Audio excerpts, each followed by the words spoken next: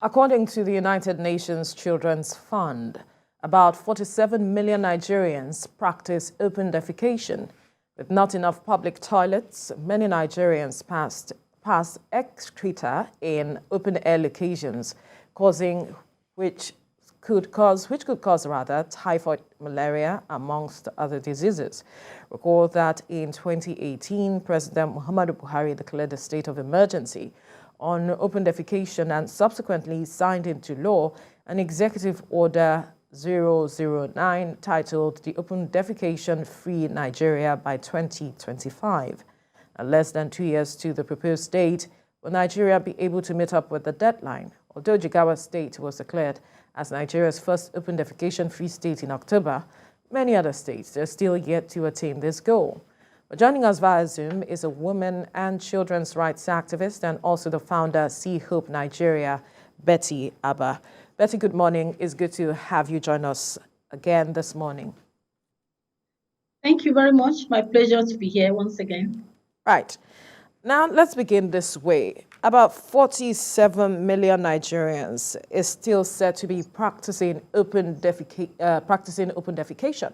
What does this say of our commitment as a country to ending this practice by 2025? Basically asking, how far have we come? Okay, I would say outrightly that we have our government primarily to blame. Because whether we like it or not, everything about public health, about how people behave, falls and rises on government. The buck stops at the table of the government. If we had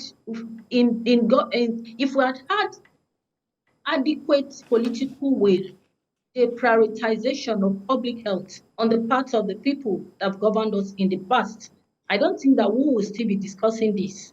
And one of the reasons why this is extremely embarrassing is when you juxtapose Nigeria with India with the highest population in the world, over 1 billion people, it has been declared defecation-free. And in Nigeria, you just referred to only a state that has been declared defecation-free. And there are other statistics that show that or studies or researches and our reality that out of 774 local governments in Nigeria, only 74 have been declared defecation-free. So we need to have people in the governance space that are really interested in public health. Because when you talk about diseases that we have as a fallout of contamination from open defecation, for cholera, for instance, does not discriminate between the poor and the rich or the people that govern us and the governed. So we are in an interconnected universe. And the earlier the people in government realizes that, the better. And if there is anything that this government needs to prioritize is public health, and stop ending open defecation has to be one of the things on their table. And it's so simple. You talk about awareness creation in the communities, especially when you talk about informal communities, rural communities, where the practice is extremely prevalent. You talk about enforcement, policy initiative to say, let's stop this. I know that it's only Oyo State that has a bill that has been put into law on open defecation with the fine of 5,000 naira for violators. I'm not sure the level of enforcement at the moment. So we need for people in government to really prioritize this, create awareness, bring about policy initiative that will enforce laws, that will stop people, that will punish people that violate the laws, and that will serve as a deterrent. And then we need government to partner with people in the WASH subsector, because government cannot do it alone. They are experts, they are people that have been in the field for so many years. So we necessarily do not have to have UNICEF carrying out this role. UNICEF has been on it for several years. I'm not sure that UNICEF played a pivotal role in ensuring that India became open defecation-free. We need the political will on the part of the people that govern us. If they are really interested in public health, and actually if they're really interested in their own lives, because cholera outbreak can affect anyone. Like I said earlier, we are in an interconnected universe. So we have to prioritize this. We shouldn't be talking about only 74 local governments in over 774 local governments in Nigeria being open defecation free. We have to make it a priority. We need adequate awareness. We need laws and enforcement of those.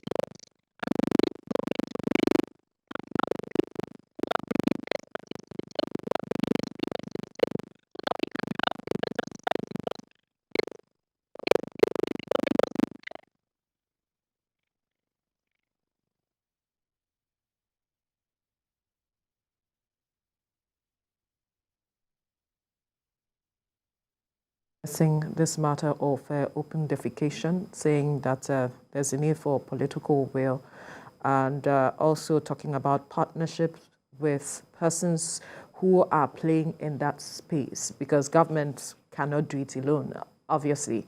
Yes, it's appalling to see that just one out of the 36 states of the Federation has been declared open defecation-free. That's Jigawa. I wonder what other states are doing. What did Jigawa do differently to achieve that status that other states cannot emulate from? That's my own perspective. Even if we are saying the federal government has to take responsibility, how about other states also supporting government in their efforts? We hear Betty Abba is back. So Betty, at some points we lost the line of communication. So you could just want to perhaps wrap up your thoughts on that question, and my colleague here will ask the next question. Okay, thank you very much. I was emphasizing on the need for the political will. And like you noted, the embarrassing reality that it's only Jigawa State that has mustered enough political will to pass the law on open defecation. To have been declared open defecation free. Oyo State has passed a law. I don't know about the level of enforcement. And so what we need is political will. Governments at the federal level, at the state level, need to prioritize public health. And open defecation should be one of the things on the table because it affects every one of us. These are diseases that are extremely preventable, and it puts a burden on public health facilities. And then people don't need to die avoidable deaths as a result of contagious diseases, communicable diseases, or others that arise from the pollution as a result of open defecation. We need government to be more committed to public health, to the welfare and the well-being of the people that they govern. You said earlier on that for India to be almost 3 times the size of Nigeria, for India to actually more than 3 times, right? Like 5 times, over 5 times. Actually. Absolutely. So yes. That has put Nigeria in a rather absurd position. Yes. But India has shown it can be done.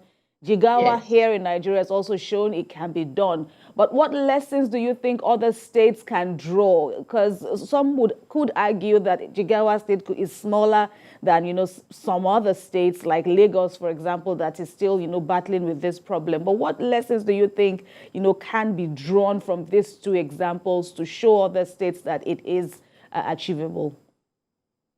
It's all about the political will. And by the way, when you have more population, you actually have more taxation, you have more revenues. Lagos, for instance, let's put Lagos in the spotlight. Lagos's revenue generation exceeds over 22 states in the country. So Lagos is flush with funds. Lagos has the resources to make a difference. Lagos should be a trailblazer in so many ways, including ending open defecation. And incidentally, I work, organization Sea Hope works in the informal communities, or what you call the slum communities. And in most of these communities, open defecation is extremely prevalent. And I've been to these communities. I've never seen government officials from the Ministry of Health or Sanitation coming to create awareness or to enforce anything. And by the way, there's no law on open defecation because it's not been prioritized. But you will see government officials, politicians coming in during election time. They know the nooks and crannies of these communities. So why can't they also go there and enforce an end to open defecation? Why can't Lagos, for instance, be a trailblazer, be the one to be the trailblazer, since they have the fund, the manpower, and then they have the population. And open defecation is an issue in Lagos. So why can't Lagos trail the blade the trace, what do I say? I mean, be at the top of the table to end open defecation in Nigeria. So it's not just about the size or anything, it's about the political will. And it doesn't take much to enact a law to say nobody should defecate. And when you defecate, you'll be fined. And you can see that it's curtailed. And then we have less of these epidemics, we have less of this health crisis arising from open defecation, the contamination and all of that. It's about the political will, and then the people have to cooperate. But then even if the people will not cooperate for one cultural reason or the other, government is in the position to compel them to enforce the laws. That's what's done all over the world. So we have a lot to learn from India. And like I said earlier, we do not actually need UNICEF to lead the way in Nigeria. We have the resources and we are able to do it. I'm not sure that UNICEF was the one that led India to its status right now. We can do it in Nigeria. Right. So what you're saying is that if we, have this political will, that 2025 is feasible. And when you are talking about political will, could you expatiate on the specifics, what you mean by that? I think that I know that there's a law on to stop. There's a bill at the National Assembly to stop open defecation, and then one of the recommendation is that government should have a particular agency committed to ending open defecation. And it did not go beyond, it did not make much progress in the National Assembly because there were a lot of opposition, especially from the wash subsector, the people in the sanitation sector, because obviously there was not enough cooperation with them. So that we had enough collaboration. I think that we can go a long way at intergovernmental level between the informal sector, between the civil society, the people that are committed to sanitation and water, sanitation and hygiene. And like I said, it's just a matter of the political will. It's just like making up your mind you want to be educated. You see that the doors open. Somehow the universe opens the doors for you. And so when government is committed, they can actually coerce the rest of the states and say, we need to have this done. This is becoming embarrassing. We shouldn't be on the negative index all of the time. Maternal mortality, out of school children, and then open defecation. I mean, we should be able to clean up after ourselves. We should be able to, even if it's pit toilet. I know that most of the time, I think what UNICEF does in most of the rural communities, underserved communities, is actually pit toilets. So it's not elaborate. So instead of the government, for instance, going to erect very big markets or market stores and nobody actually uses because the traders don't even have the money to rent those shops, why can't they build pit toilets to end this, especially because this is more like an existential problem. When there's a cholera outbreak, nobody's safe. And so why can't government really focus on this? Why can't they prioritize this critical issue of public health? So it's all about the prioritization. So what the question now is 2025 feasible if we develop this political will? 2025 is 2 years from now. We still have almost maybe less than 2 years. Yeah. It's all about the seriousness. It's all about the seriousness. How long does it take? When government is serious with in passing a bill that serves their personal interest, they can pass it within 24 hours. And so this is still possible if government makes this a priority and ensure that the rest of the states are enlisted, ensure that there is massive awareness, massive mobilization at all levels of society, and say this is what is killing us. That in the villages, it's not the deity that is killing people, it's cholera.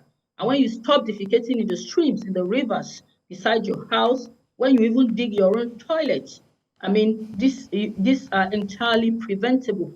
So we need that kind of collaboration between the the people in government and the governed, and then all the critical stakeholders in the subsector.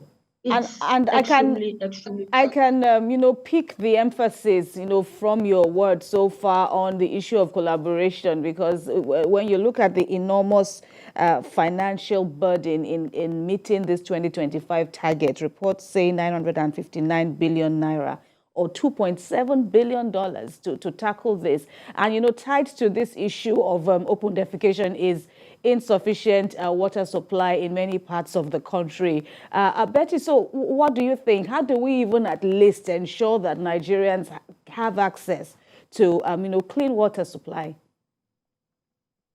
Yes, like I said, it's all about collaboration. Government can actually, an organization like an international body like UNICEF is very serious, very committed to this project. They can expand on their collaboration with UNICEF. They can bring in other international bodies. They can collaborate with corporate bodies. And then, of course, the state. When there's a massive concentration, the willingness, the political will, I think that it is possible. And like I said, this is the same country where someone would dip his or her hands in the public tills and steal 90 billion. So how much does it cost actually to dig a pit toilet, put some slab and ensure that people do not defecate openly, and ensure that there is no contamination, and ensure that women and girls going into the forest to ease themselves are not sexually molested? This is about government being interested, but of course, it does seem that much of their interest is not in this public health, and of course, many of them are actually maybe not enlightened as to how serious the issues around open defecation are, and of course, the impact on our public health, and then of course, on our image.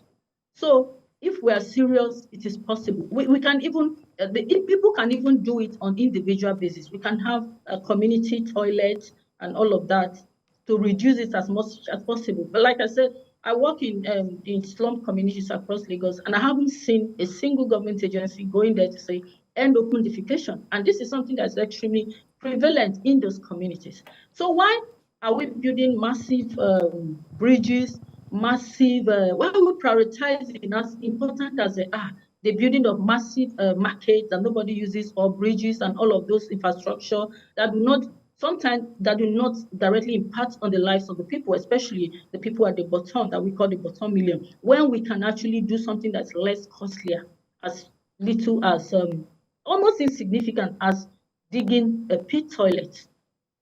So this is extremely possible as far as I'm concerned. So we've been speaking about government's efforts and the need for political will, but let's look at the people themselves. How open are they to, the use of these toilets, and how aware are they? We know that some persons have some cultural beliefs where they do not see the need to be inside a space that has a toilet, so to speak. And there are those who believe that their excreta is more of a manure to the soil and all of that. What are the challenges that you have seen in trying to educate these people on the importance of using the toilet? There's always resistance. When people have been so used to a way of life, a culture, it's extremely hard to pull them from there. Now, we've been working on female genital mutilation in our communities, and we know how extremely hard that is. For people to stop it, because they say this was handed down for us by our forefathers. This was the way of life that you've been used to. And so it takes awareness, to create awareness to say, no, this is no longer a way of life. Because actually, this was why you had cholera outbreak in the community about 50, 70 years ago, is directly linked to open defecation and the fact that the rivers around you were affected. And then when you see that this thing their belief goes contrary to public good, to survival, then it's time to enforce the law. But then how do you enforce the law when there is no law in place?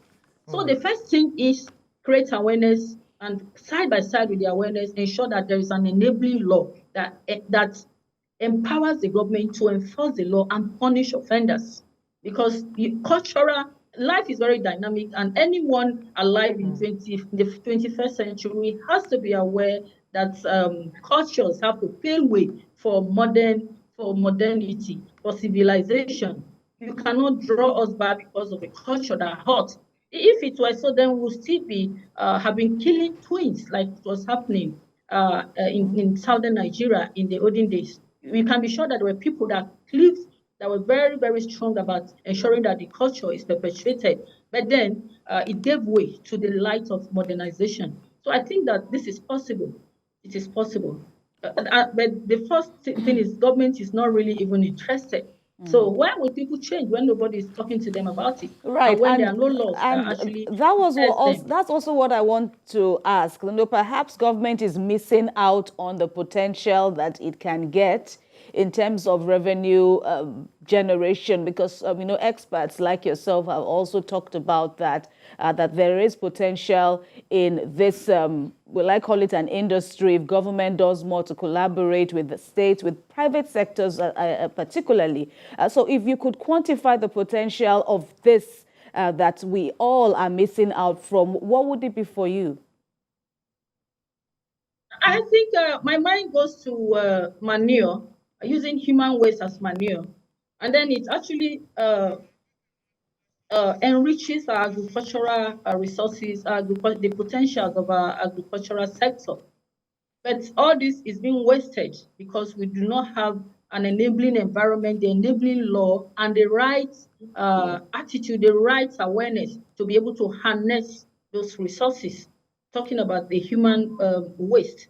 So with collaboration on the side, with the law, the interest, the political will, the collaboration, the openness to collaborate with the experts and the stakeholders, then we go a step further to harness human waste as manure for our various farms. And I think that this is something that is very, But quickly, how have organizations like yours put pressure on government to create some of these laws that will help improve bring us closer to ending open defecation quickly in 30 seconds?